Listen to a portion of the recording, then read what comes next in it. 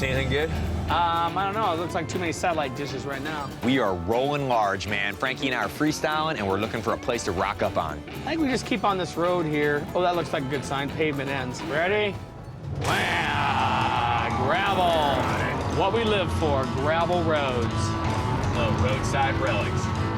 Off the beaten Look at this path. Dirt bike. Yeah. Hey, it said for sale sign on it. If there's something for sale on the side of the road and the place looks good, me and Frankie are gonna roll up on it. Hey, how's it going? Hey, good. See your for sale sign. Yeah, I just put it out. You did? You did? What is this? I think it's a 67. When we're out freestyling, you just never know what kind of situation you're gonna come in contact with. But from the moment we stepped on Norm's property, he made us feel right at home. We buy anything old, you know, we're looking for advertising pieces, we buy motorcycles. We really like American stuff. I don't know if you got parts around. I got my old Ford tractor in there. Yeah, we don't do much with tractors. I got an old car here. Okay. Whoa! Oh, yeah, here we go. Man. Norm, forget the motorcycle. Forget the motorcycle. Dang. Norm, you're holding out on We're us. holding out. This is a real beauty. I'm talking muscle car here. Ford Fairlane, 1967, 390 GT, smoking hot. Wow, and we're pumped. Anytime you can buy anything from a mechanic, you know this guy's treated it like his little baby. 67? 67. I bought this back in 73. It's a 390 high performance GT, 4-speed car. Is this original paint? This is original paint. Original mags. Look at this. What do we got? Ah, the 8-track player. Oh, yeah, man.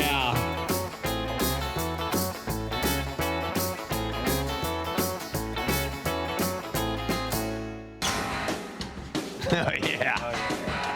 Is the motor completely original? The motor is complete original except the heads Okay. are 428.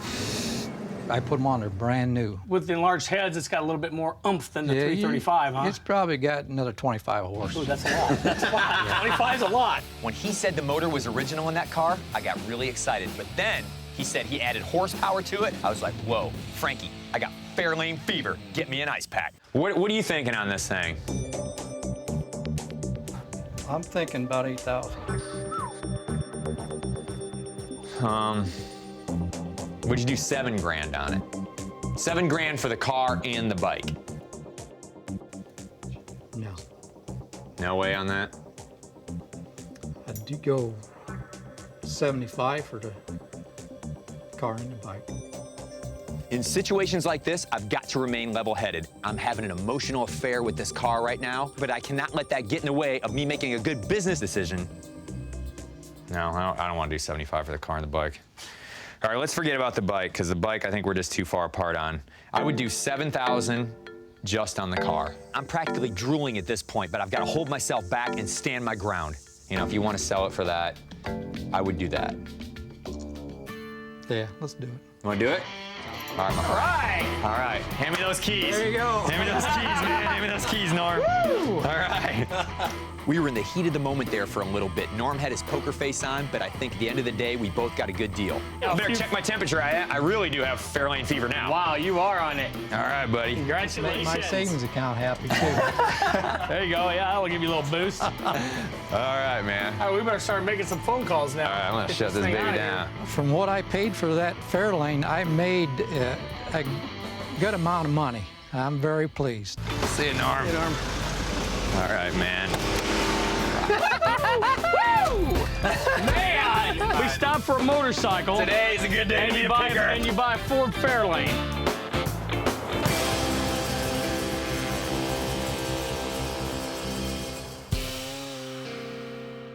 We're on our way to see this guy, Gary, who has this super rare, super massive car collection.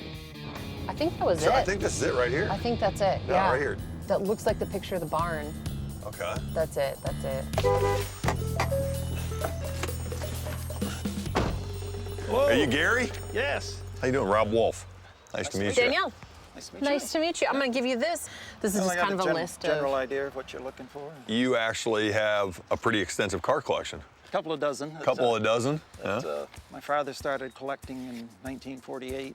He bought his first car So this collection is your dad's collection then? Yes. Why are you looking to let it go? because it's always been in the back of my mind to start a college fund for, I have 4 grandchildren, so Well, Yeah. let's see if we can do it, I guess, huh? Let's take a look at what you got. come on in. Collection is like any other investment. When it comes time to increase your cash flow, sell a little bit and enjoy your life. There are a few cars in here. Well, it looks like you guys are into the early cars. Yeah, my father, he started collecting in 48, When was he born, Gary? 1918. 1918. So he pretty much seen it all. Yeah. He was a real estate broker in the late 40s, early 50s, so he would get into a lot of barns where you'd find cars. At one point, he had about 50. You got a Studebaker here. Yeah, that's a 16 Studebaker, came from Nova Scotia. My father paid $100 for it. And this, remember, this is the early 50s. And then Beautiful Buick. That's a 27 Buick. Do you do any restoration work? No, I'm not a mechanic. Not a mechanic. Just because I grew up with the cars, I was just kind of naturally drawn to them, and I've always enjoyed the history of them. Hey, Gary, I noticed that when we walked in, there was like a 38, 39 Ford. Yeah, 39. It's a Kansas truck, so it's pretty rust-free. It's got some surface rust, but it's generally pretty good shape. Does it have the V8 in it? Yep. Is this something that you might sell? I hate to sell it. It's the only pickup I've got, and I love these hoods. When you're talking iconic body styles, the 38 and the 39 Ford trucks are something that stand out. 38 was the year that Ford added hydraulic brakes, more cargo space, and that iconic oval grille. With only 2 years in production, you just don't find these anymore.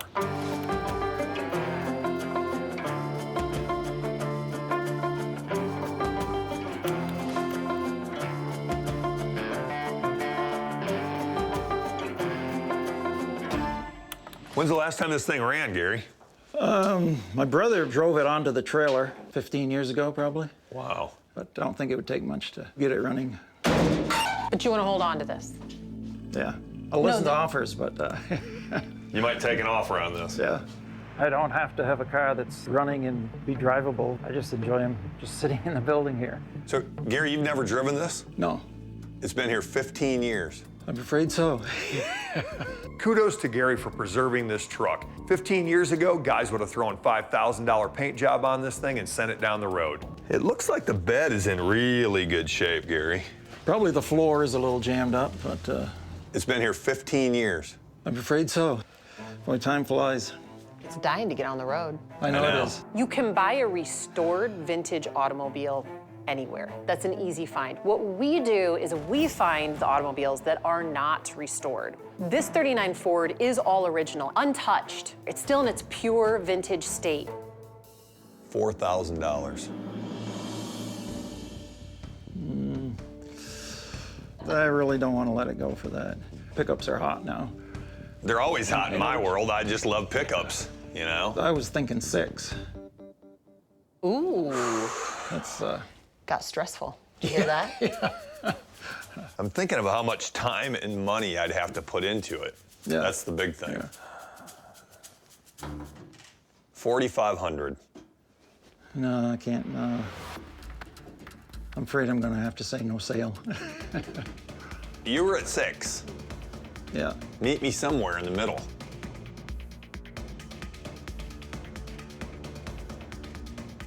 $55. And that's That's 55. past the middle, but That's that's a little bit progress. past the middle. It's down there. That's the best I can do. If you want to think about it for My grandfather always told me the time to buy an antique's when you see it. exactly. This has title to it, too?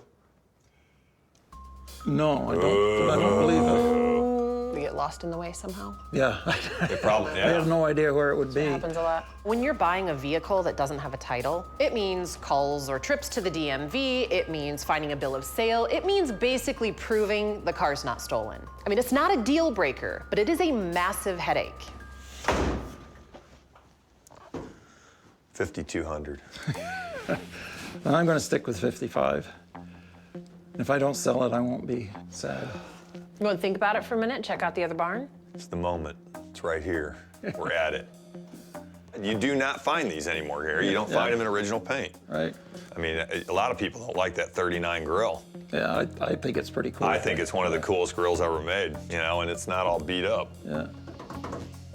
I tell you what, Gary, I'm gonna take it for 55. Okay. I think that we can do something with this. Darn. Look at him, he says darn.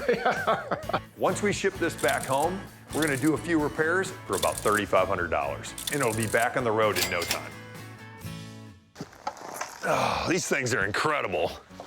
Ooh, they're heavy. Certainly can't Hey. fit the truck in the back of the truck. I'll tell you what, Gary, it's been an interesting day. It is, Yeah, thank you so much. I'd love Hey, all I can say is keep those grandkids of yours involved in this, Right. because that's what's gonna save all that family history. Yeah. All right, thank you, Gary. Nice to Thanks meet a lot. you. Have a great day. Thanks a lot. You too.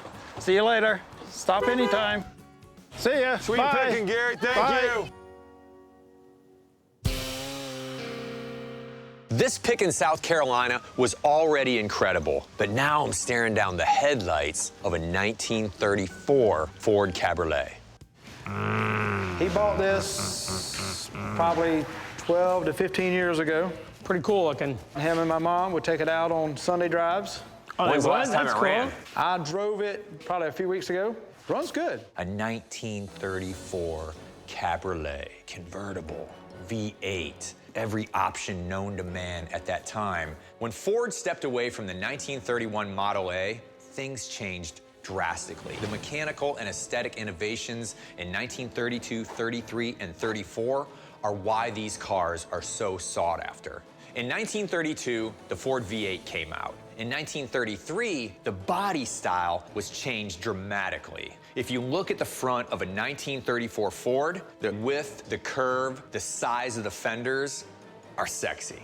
With each year, the cars got more elegant, more refined, and more streamlined. How's it shift? How's it go through the gears? The transmission, all that works fine. It's just got a little play in the wheel. And it's got, I guess, the old manual brakes. It's a little hard to stop. And TJ enjoyed old cars, and he had a few over the years, but that was his latest. What do you want for the car? I mean, I'd like to get 40. I mean, like I said, I really don't have to sell it.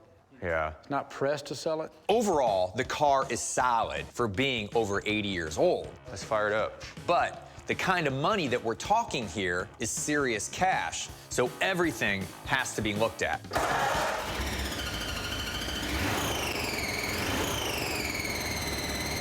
What's that noise? If you let the clutch out, I think that's the clutch noise you're hearing. See? It sounds good. Sounds smooth. We'll take it for a ride. Really? I've driven 34 Ford Coupes before, but I've never driven a 34 convertible. I'm excited to get on the road with it. Later, Frank!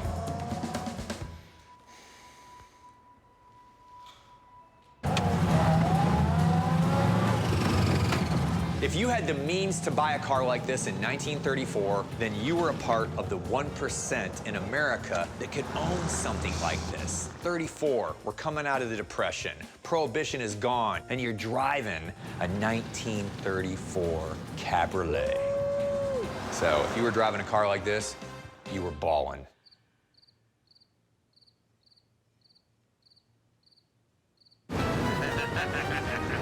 The big thing the car has going for it is the engine. It sounds perfect. You got it. It sounds good.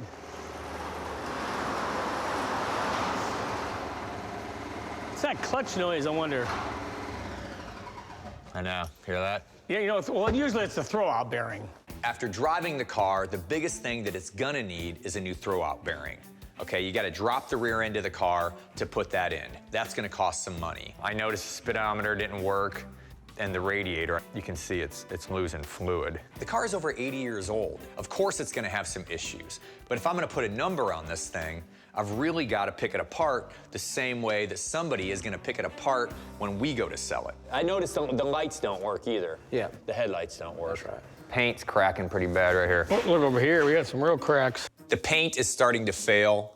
It's chipping, it's flaking. This is an older amateur restoration that is really starting to show its age. So tell me where you're at. Well, I was at 40. I don't think you're off in regards to like if the car was mechanically perfect. And what I mean by that, like the clutch wasn't making that noise, the headlights worked, the speedometer worked, the radiator wasn't leaking fluid. If all that stuff was fixed, I think it's a $40,000 car. Right. This is an extremely desirable car, and usually you see them, they're completely rusted out, they need to be restored, or they're in the middle of a restoration, or they're restored so nice they look like a piece of jewelry, and they're extremely expensive. But to me, this is the way you want to buy them. $35,000. We're talking a lot of money here. Would you do 37? Overall, the car is pretty solid, but it's got some mechanical issues. That is what's taking it down to the point where we can afford it to buy it and make a little bit of money. I'd do 36. Yeah, I can do that. I do appreciate that. All right, I That's feel a good fair about price. that too. I very much appreciate it. We're doing this. Awesome. This is the type of car that no matter how old it gets and no matter how many owners it has, everyone feels the same excitement and passion to own something like this. I'm excited to get that Ford up the way it should be. Well, I appreciate y'all Heck coming yeah. down. I think they understood what I was up against. I think it was a good process, and I think that I got as much as I think I could get with anybody else. See you, Rob. See ya.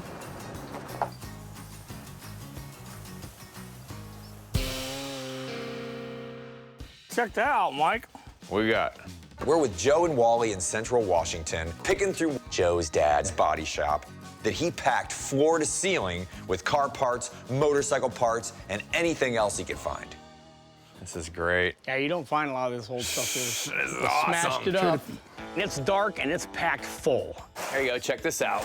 A little dual power. This is just exactly the kind of place I like to be in. Yeah, he kept a little bit of everything, didn't he? A lot of rims up there. All of this stuff was junk. It was going to scrap. But guys like Joe's dad, the pickers, the scrappers, the body men, had that crystal ball. And they knew someday all of us were gonna appreciate this even more. Well, Joe, I found the grill for the 34 Ford. There it is right there. You guys got a 34 Ford? The wing model. Yep. Yeah. I'm not sure what that car is, a 33 or a 34 Outback. Wally had my attention as soon as he said they had a 33 or a 34 Ford. Got it. Got it. Got it. What do you got exactly? Is it a rolling chassis or? Yeah, a set of frame rails, rear end, front axle, body, doors. 32, 33, 34, these cars are highly sought after, but for some reason, the 33 seems like the hardest one to find. Look at that. Ooh. Oh, Frank, look at that tree coming right up on it. It's been sitting there a while, hasn't it? Up against the tree is a 1933 five-window coupe. Now, 32 was an epic year for Ford. The first V8, the first year body style, I mean, they nailed that. But in 33, they took it to the next level. It was more aerodynamic, it was more streamlined, the grille was swooping, the hood louvers were curved. Pretty solid piece. You can look at the dash. On a 33, it's a one-year-only dash. Such a desirable car, they completely remake these bodies. The 32 is beautiful, but the 33 is the older, sexier sister. So what you've got is you've got a body, you've got a frame, the rear end. So you got the block. The dash is gone, but Yeah, there's a dash in the back room. is there? Yeah, the red one hanging against the back wall over there. It's a good candidate for restoration. This is the way I want to find them. No paint, you can see what you're dealing with. There's no Bondo in this thing. I mean, this is real deal Henry Ford steel. I'm just looking at the bottom of this door. It looks like it's rotted, it looks like. The bottom of that door on the right is worse than this one. This car is in great shape considering where it's lived all of these years. It's solid. Yes, it has rust on it, but it doesn't have a lot of rot. There's a difference between rust and rot. Rot is beyond rust, where you can just poke your finger through it and there's large holes. This is just surface rust with some of the old paint color coming through. Well, where are you guys at? Have you talked to anybody in your family about wanting to sell this or where you're at with selling it? It's all going to be sold. We just, don't know where to start. What would you feel comfortable selling it at? I think if somebody came right up and offered you 14 for it, he'd probably take it. With the things that we mentioned that go with it. Yeah. How nice is the dash? It's complete. It's got the instrument panel. It's hanging right on the back wall in the shop when we were in there. $14,000 is a lot of money, but he says he's got the dash, he's got the grille. Those are the things that are gonna add up that really make this car have value. That's where the money comes in. What do you think? So I'm looking at the situation, I'm thinking, if we come to a deal, how are we gonna get this out of here? Because there's a tree growing up on its side. And I wanna free this car from where it's embedded so the shipper doesn't have any problems when he comes to pick it up. There's a lot of local car builders here that have been bugging me to sell stuff. It's like you just kinda, when you buy something like this, you just gotta jump off. Yeah, because then, well, then you got to jump off a lot more times. And you better be doing more than dog paddling. 14. 14? We're doing it. I'm gonna do it. All right. I'm doing this. To find a 33 Ford 5-window coupe sitting next to a tree, that's picking folklore. So I tell Joe and Wally, if you know a tow truck driver, get him over here because we're gonna start digging this thing out. This is the kind of challenge that we live for. All right, Frank. Okay, watch out. Try pulling back straight back. Whoa, okay, wait. You're hitting a firewall up here. So it's a little bit touch and go trying to get this thing out. You have to get the front wheels past that stump because we're trying to preserve the car on the left side of it. Push it forward. We got to push it forward so we can straighten the wheels. Whoa, whoa, whoa, whoa. That's the biggie. And then while you're trying to do that, the back end is shifting and it's going up against the other cars right next to it. And the last thing we want to do is mess up this body because that's the money. So you gotta go straight back. You can't pick, you gotta go straight back. Not up and back, straight back. You know, every time you thought you had the front of it around the edge of the tree to pull it straight, the car was going really close to the next one. You're gonna scrape that 57 one. So we were really trying to be respectful, but aggressive. There we go. I think it's going. Yep, all the wheels are rolling on it. Yeah. That's amazing. It's looking better now. Woo! Looking good. All right, Dan, we got it out. Honored to own it. There's a lot of different ways to go at this car. If you want to make the car perfect, you can do that. But the guy that wants to honor it the way it is, just run it without the fenders, Bonneville style, man, just going down the road, no hood, put a big flatty in there, dual power, is appreciating it even more. It was cool. It was one of those days that I'll never forget because you never find a 33 Ford like that. That's what I want on my gravestone, man. Here lies a guy that cut a 33 Ford 5-window coupe from a tree. Sweet pickin'! Down the road they go. Hey, what's going on? You Larry? Yes, All right, I'm Mike. This is Frank. How you doing? Nice to meet you. We met some scrappers down the road. Right. And they said that your father had passed away. He was a collector. And that you were thinking about selling a few things. Yes, I am. My dad's name is Harold Snow, but he's been known as Hank Snow for years and years, but he's not the singing ranger Hank. He just passed away a year ago. We can go in this garage door over here that's open. This one? Uh-huh. Oh, he's holding out on us. Wow. Oh my gosh. Awesome. This is the kind of freestyle pick that makes me love what I do. Frank's a Cadillac guy. There's a Cadillac, there's a Model A, and then there's a Model T. Just think how old this car is. That's 19. I mean, he started making Model Ts in 08, and this is an 11. Early Model T stuff is hard to find, and it can get real expensive. Has it got the original motor in it? Oh, yeah. I've stepped over a lot of Model Ts. I mean, I'm not really truly versed in every form and fashion of them, but this is a 1911, and the earlier Model Ts will command some money. When's the last time the Model A ran? Somewhere between 3 to 4 years ago. Model Ts were made from 1908 to 1927. Then they came out with the Model A. Yeah, So are these two cars that you thought about selling? Yeah. This one and that. I think if that car was rolling down the road with the type of restoration that's on it, Right. that's like a $15,000 car. Mm-hmm.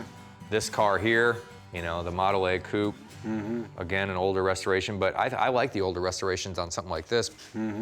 You know, I mean, I think to the right guy, like at that very end of the rainbow on this thing, if it's running, driving down the road, and like he has to have it, it's with this restoration and some of the bangs in the body and everything, it's a $10,000 car at the high side.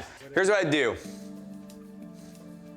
For both cars, 18,000 bucks. Tell me what you're thinking. Is it possible you could do maybe 18.5? That's for both of them. I noticed the camber of that front wheel is like, the Yeah. front Well, you wheel's notice like the chip laying out of over. the tire too? The what? Chip out of the tire. All right, I'll be back in just a second. What's that right there? Yeah, it needs tire. There's a hunk gone out. That's of it. gone. Frank's looking at the car and he's such an eagle eye. He's really starting to pay attention to things because most of the cars he buys, he loses money on. You tell me, what do you think? I'd stick, 18, I'd stay right there. You're gonna have at least probably $800 to $1,000 a piece shipping them. So there's an extra $2,000 on top of it. Each car. This hasn't been ran for 4 or 5 years, so you never know. Here's the way I'm breaking it down. I think I can sell the Model T if everything goes right, the stars align, 15,000 bucks. So I have to be able to buy the Model T for 12,000 bucks. And the $15,000 is if it doesn't have anything majorly wrong with it, you know? So that's what I'm speculating. For something like this, I'm always calculating risk. Now on the Model A, running, driving, jump in it, it's 10,000 bucks. So I have to be able to buy the Model A for like 6,000 bucks, you know? And then I gotta figure shipping. Oh, you got tires. You got tires. Yeah. Set of brand new ones. Pretty well new tires. You can tell by the tread on these. I'll tell you what, if you throw the tires in, I'd do 18.2 18.2. for the 2 cars. All right, that'll work. You do it? That'll do it. All right. Appreciate that. This is a big deal, man. We got a Model T, we got a Model A. For us driving around the countryside and getting a lead for some scrappers, you know, we did pretty good for ourselves here. I can't wait to get these cars back, figure out exactly what's wrong, get them fired up and get them back into circulation. That's what it's all about. Hey, man. I think that was it. Thank you. Your dad was a hell of a guy. I mean, I really feel like I got to know him today, you know, walking around, seeing his photos and cruising through the place. I get the same feeling when I come up here. Mike and Frank, they salvage a lot of stuff that would normally go in somebody's junk pile. They're very knowledgeable guys, and I know that these things will be taken care of and appreciated. All right, buddy, peace. All right now.